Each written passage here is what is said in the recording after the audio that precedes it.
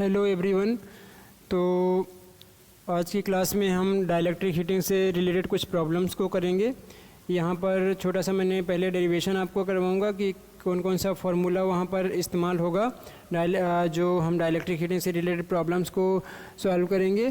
तो यहाँ से आपको चीज़ें क्लियर होंगी कि किस प्रकार से कौन से फार्मूले को हम अप्लाई करके और डाइलेक्ट्रिक हीटिंग में कैपेसिटर करंट, पावर, वोल्टेज और डाइलेक्ट्रिक हीटिंग के लिए यूज होने वाली फ्रीक्वेंसी, तो इन सारी चीज़ों को आप कैसे फाइंड आउट करोगे। तो स्क्रीन पर आपको दिखाई दे रहा है धारित्र में प्रवाहित होने वाली धारा, ठीक है। जो कैपेसिटर है उसमें प्रवाहित होने वाली धारा IC आप किस प्रकार से फाइंड कर सकते हो। तो IC इक्वल्स टू होता है V/XC, ठीक है। तो जैसे कि आपको पता है कि जो करंट है, करंट का मान हम जनरली कैसे निकालते हैं, V/R। तो V/R ये रजिस्टिव सर्किट के लिए, प्योर रजिस्टिव सर्किट के लिए हम करंट का मान को I equals to V/R find out कर सकते हैं।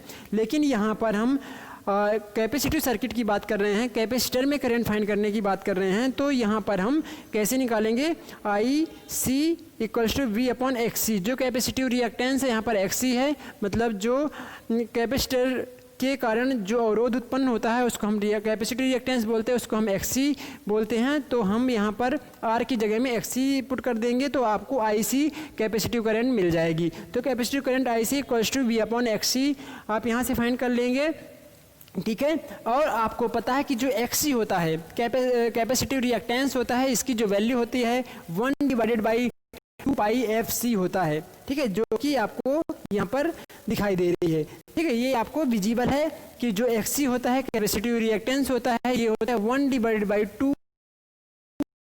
तो मैंने XC की वैल्यू को पुट कर दिया, तो IC इक्वल्स टू आ जाएगा V/1/2πfC। आप इसको कैलकुलेट करोगे, सिंप्लीफाई करोगे तो 2πfC ऊपर चला जाएगा। तो आपको कुछ इस तरह से यहाँ पर इक्वेशन मिल जाएगी, ठीक है, जिसको हमने इक्वेशन फर्स्ट दे दिया, ठीक है। ये इस तरह से मिल जाएगी, IC equals to 2πf into V into C ampere में आपको करंट मिल जाएगी, ठीक है। ये जो IC करंट है ये सप्लाई करंट के इक्वल होगी, तो हमने इसको कर दिया I equals to IC equals to 2πfVC ampere. Second equation, फिर डाइलेक्ट्रिक जो लॉस होता है, डाइलेक्ट्रिक पावर लॉस जो होता है वो होता है P equals to VIC 10 del, ठीक है, 10 डेल। इसको हमने इक्वेशन थर्ड दे दिया। जो आपको पता है जो एंगल होता है ये लॉस एंगल है, यहाँ पर पावर एंगल या पावर लॉस एंगल इसको बोलते हैं। तो 10 डेल के फॉर्म में हम पावर लॉस को इस तरह से यहाँ पर दिखाते हैं। फिर यहाँ पर लिखा है बट डेल बहुत न्यून होने के कारण जो डेल की वैल्यू है, डेल एक्चुअल में क्या होता है कि हम जब बनाते हैं रिफरेंस मानकर, इसको हमने वोल्टेज रिफरेंस मानकर, अब जब यहाँ पर हम वेक्टर डायग्राम ड्रॉ करते हैं तो कुछ इस तरह से हमको यहाँ पर XC की वैल्यू मिलती है। तो जो यहाँ पर एंगल मिलता है, ये जो एंगल होता है इसको हम डेल बोलते हैं, ठीक है। तो ये बहुत कम होता है, इसकी वैल्यू बहुत नगण्य होती है।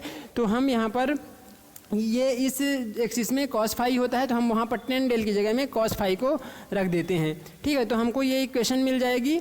इसके बाद में हम क्या करेंगे, हमको IC की वैल्यू पहले से यहाँ से मिल चुकी है, तो IC की वैल्यू को यहाँ पर हम पुट कर देंगे तो आपको ये इक्वेशन मिल जाएगी, ठीक है, ये इक्वेशन मिल जाएगी। फिर इसके बाद में आपको यहाँ से मिल जाएगा 2πfC V² cos फाई, ये V और ये V ये स्क्वायर है। सभी लोग ध्यान देंगे, ये जो है ये V² लिखा हुआ है, ये V और ये V आपस में मल्टीप्लाई हो जाएंगे, V² के फॉर्म में यहाँ पर कन्वर्ट हो जाएगा। तो P equals to power P equals to 2πfC V² cos phi watt, ठीक है, इक्वेशन 5।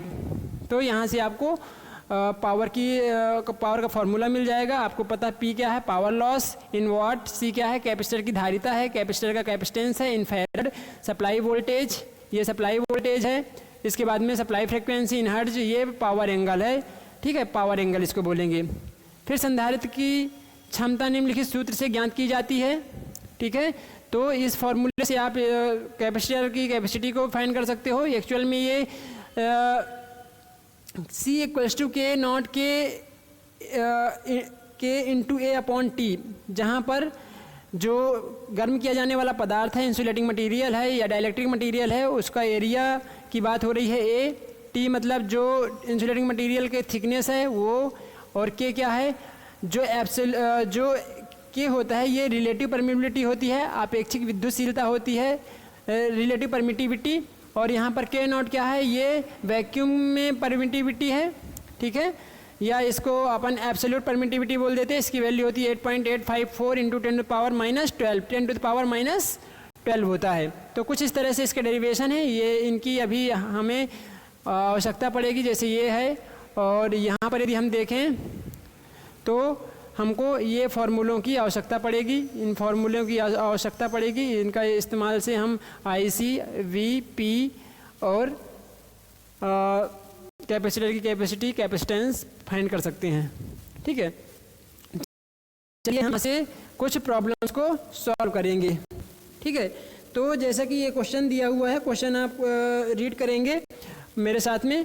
देखिए यहाँ लिखा है 20 centimetre multiply by 20 centimetre multiply by 2.5 centimetre आकार वाले डाइलेक्ट्रिक मटेरियल को गर्म करना है, ठीक है। सप्लाई वोल्टेज 2 kV है, 2 kV है, पावर फैक्टर 0.05 है।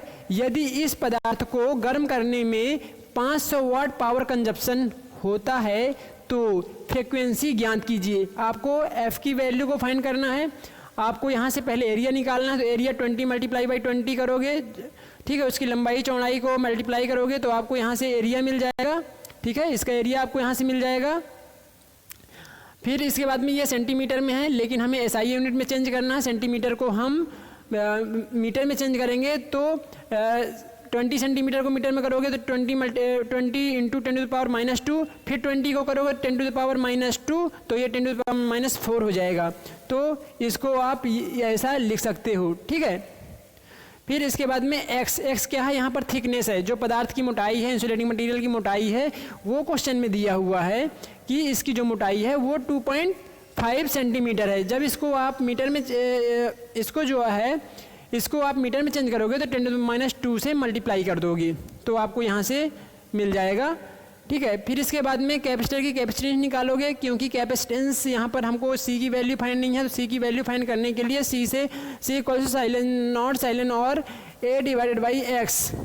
तो यहाँ से आप वैल्यू को पुट करोगे तो ε0 की जो वैल्यू है 8.854 मल्टीप्लाई बाई 10⁻12 होता है, ठीक है। इस वैल्यू को आप यहाँ पर पुट करोगे और फिर इसके बाद में रिलेटिव परमिटिविटी दी हुई है। रिलेटिव परमिटिविटी की वैल्यू ऑलरेडी गिवन है आपके क्वेश्चन में, तो ये कितना है, 4 है, ठीक है।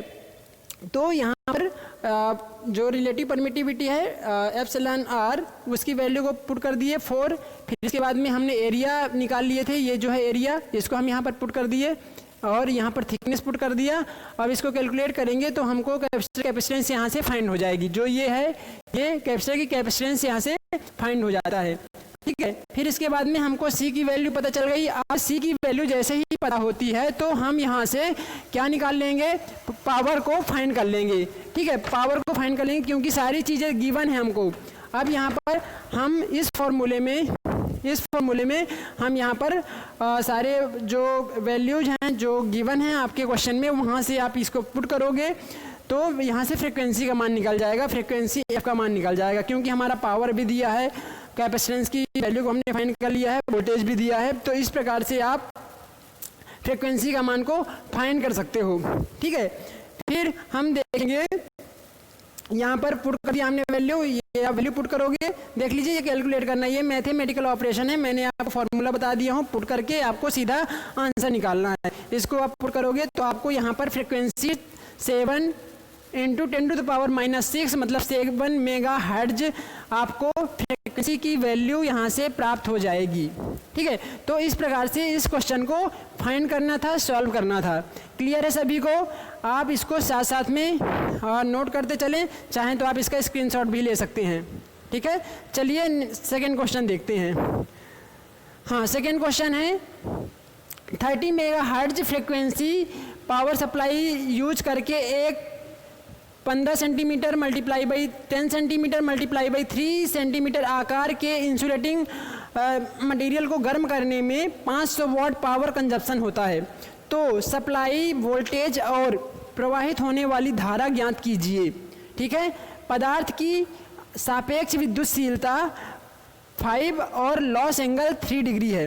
तो आपको पहले ये समझना है यहाँ पर कि जो ये दिया है यहाँ पर क्वेश्चन में आपको कि 15 centimetre multiply by 10 centimetre multiply by 3 centimetre, तो इसमें ये होता है कि पदार्थ की लंबाई 15, पदार्थ की चौड़ाई 10 सेंटीमीटर और पदार्थ की मोटाई 3 सेंटीमीटर है। ये आपको पता होना चाहिए, ठीक है। तो यहाँ से आपको फाइंड करना है कि क्या फाइंड करना है कि इसमें होने वाले करंट का मान क्या होगा, ठीक है, यही फाइंड करना है ना। तो हम यहाँ से करंट को फाइंड करेंगे। करंट को फाइंड करने के लिए करंट फाइंड करना है और वोल्टेज फाइंड करना है, क्लियर। तो यहाँ से आपको पता है कैपेसिटर का डाइलेक्ट्रिक मटेरियल जो होता है, कैपेसिटेंस ऑफ डाइलेक्ट्रिक मटेरियल, तो आपको फॉर्मूला पता है, ये फॉर्मूला है। आप यहाँ पर वैल्यू को पुट कर दोगे। साइलेंट जीरो का मान आपको पता होना चाहिए, ये स्टैंडर्ड वैल्यू होती है 8.854 इंटू 10⁻12, ठीक है। फिर इसके बाद में multiply by 5 multiply by 15 into 10⁻4 divide by 3 into 10⁻2, ठीक है। तो यहाँ से आपको वैल्यू मिल जाएगी।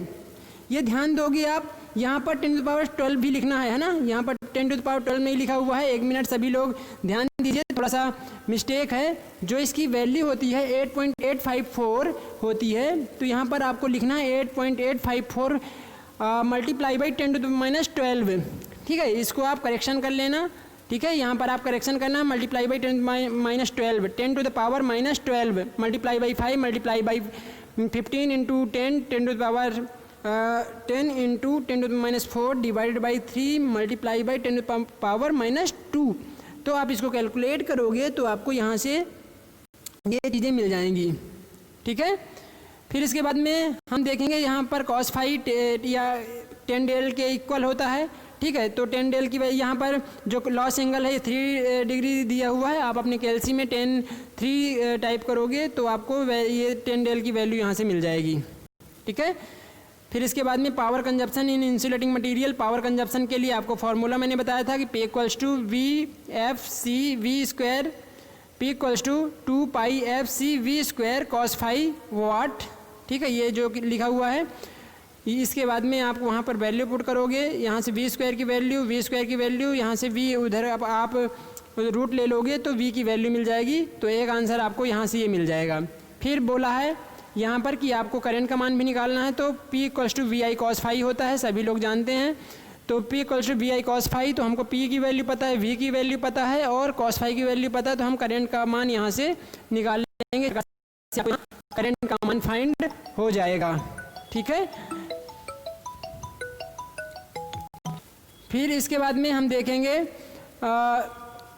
एक प्लाईवुड को डाइलेक्ट्रिक हीटिंग द्वारा गर्म करना है, ठीक है। प्लाईवुड के टुकड़े का क्षेत्रफल 0.5 मीटर स्क्वायर है, ठीक है, और इसकी जो मोटाई है 2.5 सेंटीमीटर है। यदि इसे 25 मेगाहर्ट्ज़ की फ्रिक्वेंसी की सप्लाई दी जाती है तो इसमें पावर कंजप्शन 1000 वाट होता है।